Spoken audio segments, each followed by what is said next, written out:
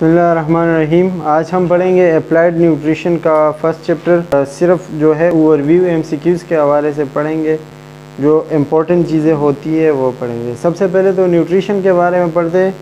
Nutrition क्या है?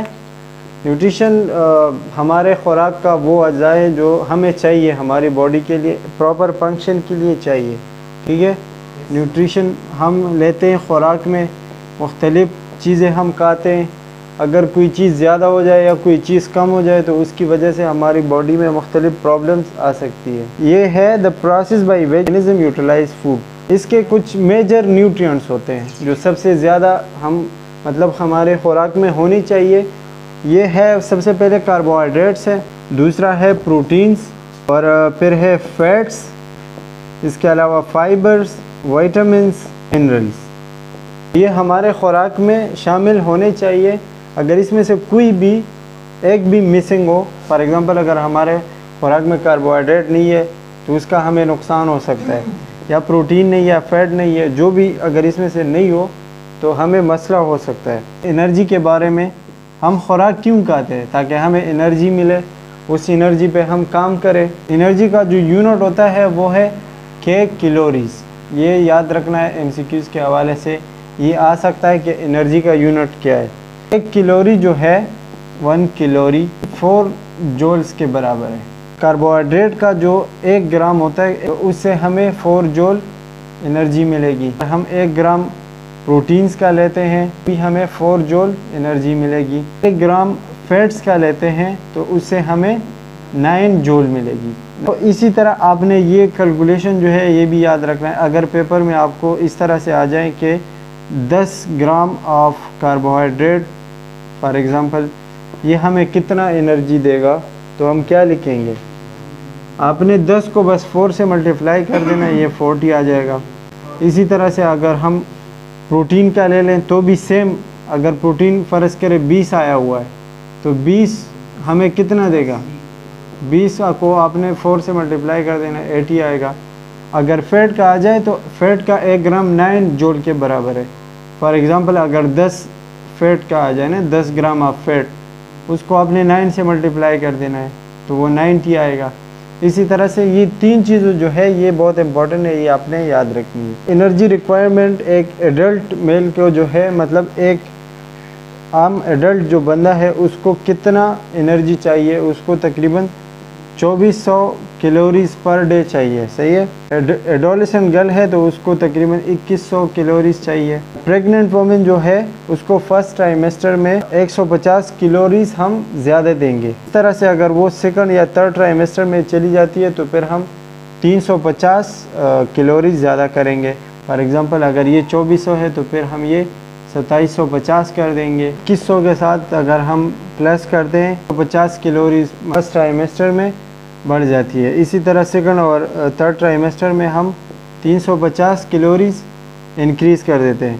फिर जब लैक्टेटिंग मदर्स आ जाते हैं, जो बच्चों को दूध देती है, तो उसको हम 500 कैलोरीज़ एक्स्ट्रा देते हैं। मतलब वो बच्चे को भी दूध देती है, इसलिए फिर उनकी जो एनर्जी रिक्वायरमेंट है वो ज़्यादा हो जाती है। अगर 1 से 10 किलो तक का एक बच्चा है उसको चाहिए 100 कैलोरीज़। अगर एक बच्चा 11 से 20 किलोग्राम तक है उसका वेट, तो उसको 1000 कैलोरीज़ चाहिए। 20 kg तक है तो उसको तकरीबन 1500 कैलोरीज़ चाहिए। फिर इसी तरह जब ज़्यादा हो जाता है, 30-40 तक हो जाता है, जब एक एडल्ट आता है तो उसको 4000 तक चाहिए होता है पर डे कैलोरीज़। कार्बोहाइड्रेट्स जो होते हैं जो हमारे डाइट में, हमें तकरीबन हर रोज़ कार्बोहाइड्रेट 50 to 60% या 55 to 60% चाहिए हमारे डाइट में। इसी तरह प्रोटीन जो है वो हमें चाहिए 10 to 15%। फैट्स है वो 30 to 35% हमें चाहिए। फिगर्स है ये याद रखने हैं। इसके अलावा अगर हम कार्बोहाइड्रेट्स पे बात करें, कार्बोहाइड्रेट्स क्या है, तो ये हम जो मीठी चीज़ें खाते हैं, शुगर्स वगैरह जो हम अपने डाइट में खाते हैं, उसको हम कार्बोहाइड्रेट में क्लासिफाई करते हैं। इसमें स्टार्चेस, शुगर, मिल्क और जो सब्ज़ियाँ वगैरह होती है, सीरियल्स, वो चीज़ें आती हैं। और इसका जैसे कि मैंने बताया 55 to 60% हमें ये चाहिए होता है हमारे डाइट में। इसके जो सोर्सेज होते हैं, मतलब ये हमें किस चीज़ से मिलती है कार्बोहाइड्रेट, वो है ग्रेन्स, दाने वगैरह जो होते हैं, आटा जो होता है उससे हमें मिलता है, फ्रूट्स, वेजिटेबल्स और स्वीट्स वगैरह इन चीज़ों में होता है। फाइबर्स आते हैं, तो फाइबर्स क्या काम करते हैं, ये कार्बोहाइड्रेट कम्प्लेक्स कार्बोहाइड्रेट से, और ये हमारे डाइजेस्टिव सिस्टम को स्मूथ बनाने की कोशिश करते हैं। ज़्यादातर कंस्टिपेशन के मरीज़ों के लिए फ़ाइबर ज़्यादा रिकमेंड करते हैं। फ़ाइबर जो होते हैं ये आपके फूड को इजीली डाइजेस्ट करवाता है। अब हमें फ़ाइबर जो है, फ़ाइबर्स तकरीबन 20 to 40 ग्राम पर डे चाहिए, 200 मिलीग्राम पर केजी। इसके हिसाब अगर हम लगा रहे तो 200 मिलीग्राम पर केजी आता है। इसके बाद है लिपिड्स, इसमें भी कुछ चीज़ें हैं। ट्राइग्लाइसराइड्स आते हैं जिसमें फैट्स और ऑयल आते हैं। इसके दो टाइप्स होते हैं, एक है सैचुरेटेड और एक है अनसैचुरेटेड। सैचुरेटेड वो है जो कि हम कुकिंग वगैरह में इस्तेमाल करते हैं, जिसमें वेजिटेबल्स आते हैं, ऑयल आते हैं, और इसके अलावा घी, बटर वगैरह जो हम इस्तेमाल करते हैं। अनसैचुरेटेड वो है जो कि फूड के अंदर शामिल होता है। सैचुरेटेड हम खुद मतलब खाने में पकाते हैं वो चीज़ें। अनसैचुरेटेड फूड के अंदर शामिल होता है जिसमें सीरियल्स, प्लांट्स ऑयल वगैरह आते हैं। जो घी होता है, घी मतलब जो सॉलिड फॉर्म में होता है, ये सैचुरेटेड होता है, और इसके अलावा जो ऑयल होता है वो अनसैचुरेटेड होता है, ये भी याद रखना है। इसमें लिपिड में सबसे ज़्यादा आपको ट्राइग्लाइसराइड मिलेगा, ये तकरीबन 90 to 95% होता है।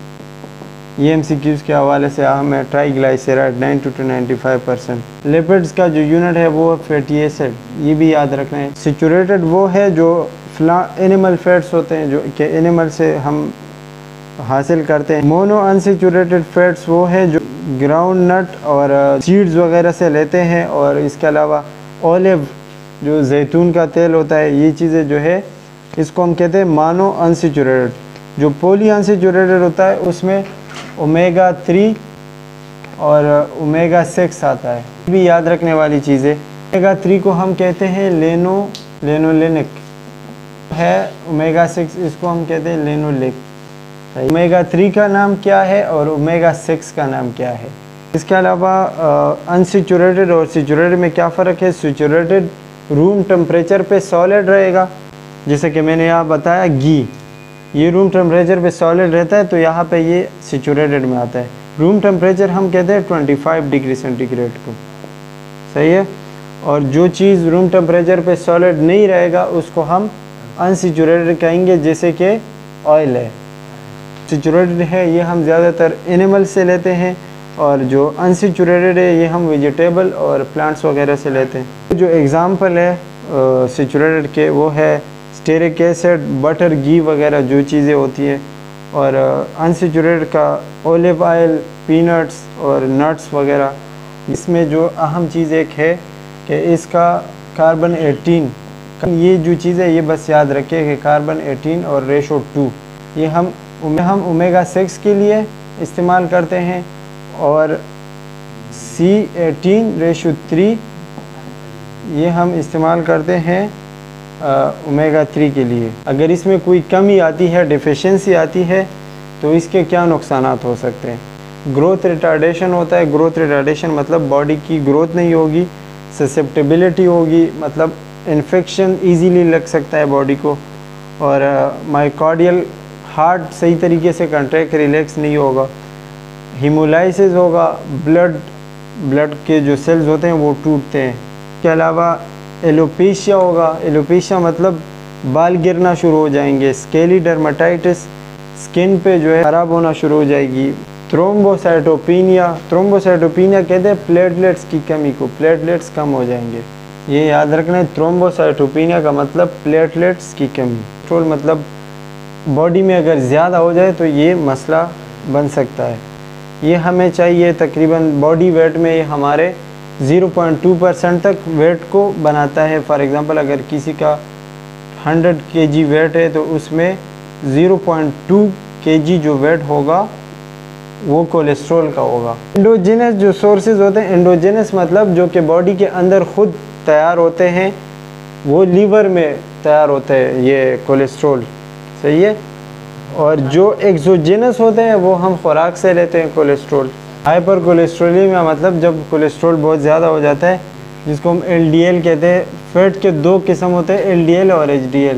गुड होता है, बैड होता है, बैड फैट जो हम कहते हैं। तो LDL ज़्यादातर कोलेस्ट्रॉल बनाता है, जो कि हमारी बॉडी के लिए अच्छा नहीं है। और ये एक कंडीशन को लीड करता है, एक कंडीशन को, जिसको हम कहते हैं हाइपर कोलेस्ट्रोलीमिया। फैट कितना चाहिए हमें? 30% हमें चाहिए डेली। हमारे खुराक में 30% फैट चाहिए। और जो सेचुरेटेड फैट होता है, सेचुरेटेड, वो 10% से ज़्यादा ना हो। 10% से, इस 30% में 10% से ज़्यादा सेचुरेटेड फैट ना हो। लिनोलेक जो है उससे हमें 3% मिलती है एनर्जी, और 0.3% ये हमें लिनोलेनिक से मिलती है। बहुत ज़्यादा MCQs के हवाले। फिर फैट इंटेक अगर हम एक्सेसिवली लेते हैं, ज़्यादा लेते हैं, तो क्या होगा? ओबेसिटी होगी, कैंसर होगा, हाइपरटेंशन, ब्लड प्रेशर की बीमारी होगी, और एथेरोस्क्लेरोसिस है। हमारे वेन्स में या आर्टरीज में फैट्स बहुत ज़्यादा जमा होना शुरू हो जाता है, तो जो आर्टरी का साइज़ होता है वो कंस्ट्रक्ट होना शुरू हो जाता है। इसलिए फिर हमें ब्लड प्रेशर की बीमारी ज़्यादा हो जाती है। मतलब जिसमें ब्लड बहुत ज़्यादा तेज़ी से गुज़रती है, उसको प्रॉपर स्पेस नहीं मिलती, इसलिए ये जगह मतलब तंग हो जाती है। इसलिए हमारे जिस्म में फिर ब्लड प्रेशर की बीमारी आ जाती है। अब है प्रोटीन्स। तो प्रोटीन्स का मतलब होता है प्राइम इम्पोर्टेंस, मतलब ये एक बहुत ज़्यादा इम्पोर्टेंट है। ये सेकंड मोस्ट अबंडेंट है। सबसे पहले जो है, जो सबसे ज़्यादा है, वो कौन सा है? बॉडी में जो सबसे ज़्यादा हमें चाहिए वो कौन सा है? कार्बोहाइड्रेट्स। 55 to 60% चाहिए होता है। प्रोटीन्स है वो सेकंड। इसके बाद जो सबसे ज़्यादा चाहिए वो है प्रोटीन्स है। इसका जो यूनिट है वो है अमाइनो एसिड। 20 से लेकर 24 तक मुख्तलिफ टाइप्स होते हैं, वो भी आपने याद रखने। इसमें 8 जो है वो एसेंशियल अमाइनो एसिड है, जो बाकी बचते हैं वो नॉन एसेंशियल है या सेमी एसेंशियल है। इसके जो नाम होते हैं एसेंशियल के, वो भी आपने याद रखने। एसेंशियल कौन कौन से है? एक निमोनिक है PVTTIMHALL, ये इसका निमोनिक है, ये आपने याद रखना। इसका PVT का है फिनाइलनिन, वेलिन, ट्रिप्टोफेन। इसके अलावा जो ये टी है नीन, और आई का आइसोल्यूकिन, M का मेथाइनिन, H हिस्टिडीन, अर्जिनिन, और L ल्यूसीन, और ये जो है लाइसिन। ये 10 यहाँ पे दिए गए हैं। में जो हिस्टिडीन है, ये वाला हिस्टिडीन, ये ज़्यादातर बच्चों के लिए इम्पोर्टेंट होता है, इन्फेंट्स के लिए। पल्सेस जो है ये हमें तकरीबन 22% प्रोटीन देते हैं पल्सेस। अच्छा, इसके बाद मिल्क है। तो मिल्क एक ऐसी चीज़ है जिसमें सारे न्यूट्रिएंट्स एक साथ आते हैं, अलावा फाइबर्स के। मिल्क में सिर्फ फाइबर नहीं होता, बाकी सारी चीज़ें होती है, प्रोटीन, कार्बोहाइड्रेट, फैट्स, मिनरल्स वगैरह सारी चीज़ें होती हैं, सिर्फ फाइबर जिसमें नहीं होती। टाइप्स होते हैं। स्किम्ड मिल्क होता है जिससे हम फैट रिमूव करते हैं, रिमूव फैट। टोन्ड मिल्क क्या होता है? नेचुरल और made up of artificial milk होते हैं, जो बाहर बने होते हैं, एक वो मिल्क और नेचुरल मिल्क, दोनों एक साथ मिल के जो मिक्सचर बनाते हैं उसको हम टोन्ड मिल्क कहते हैं, टोन्ड मिल्क। इसका वेजिटेबल वो मिल्क है जो वेजिटेबल्स को इकट्ठा करके, वो हल करके उससे बनाते हैं वेजिटेबल मिल्क। विटामिन आते हैं। विटामिन ए हमें एनिमल सोर्स से मिलता है। एग वगैरह, मीट, डेली प्रोडक्ट्स जो होते हैं, डेयरी प्रोडक्ट, दूध वगैरह जो चीज़ें होती है, इसको कहते हैं। ये हमें रेटिना में बहुत ज़्यादा काम करता है, हमारे आँख में। अगर इसकी डिफिशेंसी हो जाए, मतलब अगर ये कम हो जाए, तो ये हमें नाइट ब्लाइंडनेस काज करता है, मतलब रात को फिर कोई चीज़ अच्छे से नज़र नहीं आता। ग्रोथ और हेल्थ में आप स्किन, म्यूकस मेम्ब्रेन होते हैं और स्किन, इसमें भी काम करता है। यहाँ पे डिफिशेंट हो जाए, कम हो जाए, तो फिर हमारी ग्रोथ नहीं होगी, ग्रोथ रिटार्डेड हो जाएगी ये। और इसके अलावा ये जो है ये फैट सॉल्युबल है, ये याद रखने वाला पॉइंट है। विटामिन ए फैट सॉल्युबल है। इसके डिफिशिएंसी जो है नाइट ब्लाइंडनेस, फोटोफोबिया, हम कलर्स में डिफरेंस नहीं कर सकते, और टूथ एनिमल हो जाएगा, हमारे दांत ख़राब हो जाएंगे। इसके अलावा रिटार्डेड ग्रोथ हो जाएगा और एनीमिया हो जाएगा, खून की कमी हो सकती है, और रिप्रोडक्टिव फेलियर, रिप्रोडक्टिव सिस्टम में भी मसले आ सकते हैं। अब अगर ये ज़्यादा हो जाए हाइपर, ये विटामिन ए अगर ज़्यादा हो जाए तो क्या होगा? सबसे पहले तो बात करते हैं ये हमें चाहिए कितना। ये हमें तकरीबन 50,000 IU पर डे इतना चाहिए। अगर ये इससे ज़्यादा हो जाए 50,000 से तो क्या होगा? वॉमिटिंग होगी, फटीग मतलब थकावट होगी, डिप्लोपिया, दो चीज़ें दो नज़र आएंगी, और हेडेक, सर में दर्द होगा, और हाइपर कैल्शियम का जो तादाद होगा बॉडी में वो बहुत ज़्यादा हो जाएगा। विटामिन बी है, विटामिन बी के कुछ क्लासेस है। विटामिन B1 है, B1 को हम थायमीन कहते हैं, इसके जो नाम्स है अपने याद रखने। विटामिन B1 को हम थायमीन कहते हैं। विटामिन B2 है, इसको हम कहते हैं राइबोफ्लेविन। विटामिन B3 है, हम कहते हैं नाइसिन। विटामिन B6 है, B6 को हम कहते हैं पैरोडॉक्सिन। विटामिन B9 है, फोलेट। और विटामिन B12 जो है इसका कोई ख़ास नाम नहीं है, बस इसको विटामिन B12 भी कहते हैं। जो सोर्सेज है इन सारे के सोर्सेज वो तकरीबन सबके सेम है, मतलब एक ही कैटेगरी के सारे, तो सोर्सेज सेम है। सोर्सेज क्या है इसके? सीरियल्स, जो वेजिटेबल्स होते हैं, सही है, फिश हो गया, लीन मीट्स और मिल्क, इसके अलावा एग्स। इन सारों के सोर्सेज तकरीबन सेम है, बस यही है। B1 किस चीज़ में काम करता है? फूड को कन्वर्ट करता है एनर्जी में, इसके अलावा हार्ट में ज़्यादातर काम करता है।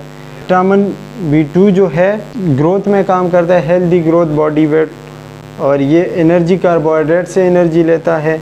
विटामिन B3 जो है इसके सोर्सेज वही ये सेम है। विटामिन B6 ब्रेन फंक्शन में ज़्यादातर काम करता है। ये हमें रेड ब्लड सेल जो है फॉर्मेशन में भी मदद करता है। इसके अलावा सारे हैं ना विटामिन B, ये वाटर सॉल्युबल है। विटामिन A जो था वो फैट सॉल्युबल है, और ये विटामिन B वाटर सॉल्युबल है। इसके अलावा जो B9 है वो folate aid in the production of red blood cell, red blood cell में मदद करता है रेड ब्लड सेल बनाने में। और इसके जो सोर्सेज होते हैं वो ज़्यादातर वेजिटेबल्स और जो ग्रेन्स वगैरह होते हैं और लीफी वेजिटेबल्स होते हैं। और इसके अलावा ये DNA में भी काम करता है, DNA सिंथेसिस और सेल मेम्ब्रेन वगैरह भी इन चीज़ों से बने हुए होते हैं। फिर विटामिन B12 ये मेटाबॉलिज्म और रेड ब्लड सेल में ये भी काम कर, इसमें थोड़ा डिफरेंस है, बाकी एक कैटेगरी के हैं तो काम भी सबके तकरीबन एक जैसे हैं। इसके बाद विटामिन C है, क्या मैं आपको शॉर्ट बता दूंगा। विटामिन C जो होते हैं ये जितने भी सिट्रस फूड होते हैं, सिट्रस फूड मतलब जो तीखी चीज़ें होती है, तारखा चिकम से तारवा तारखा द्वाना, तो ये सारी चीज़ें विटामिन C में आती है। अब इसका क्या काम होगा? इसका काम ये होगा कि ये हमारी जो सेल्स होती हैं उसमें से फ्री रेडिकल्स होते हैं, फ्री रेडिकल्स उसको ख़त्म करवा देते हैं। फ्री रेडिकल्स एक ऐसी चीज़ है जिसकी वजह से सेल बहुत जल्दी डिग्रेड होना शुरू हो जाता है, बहुत जल्दी मर जाते हैं सेल्स। तो अगर हमारी बॉडी में फ्री रेडिकल ज़्यादा हो जाए तो बॉडी बंदा बहुत जल्द बूढ़ा होना शुरू हो जाता है, अगर फ्री रेडिकल ज़्यादा हो। तो विटामिन C जो है ये फ्री रेडिकल्स को ख़त्म करवा देता है, ये चीज़ स्लाइड में नहीं है। विटामिन C के जो सोर्सेज है वो सारे सिट्रस फूड है।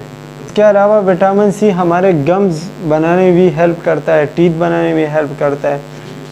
तो अगर इसकी डिफिशिएंसी हो जाती है, सबसे पहले ब्लीडिंग गम्स, हमारे मसोड़ों से खून निकलना शुरू हो जाएगा, ब्लीडिंग हो जाएगा।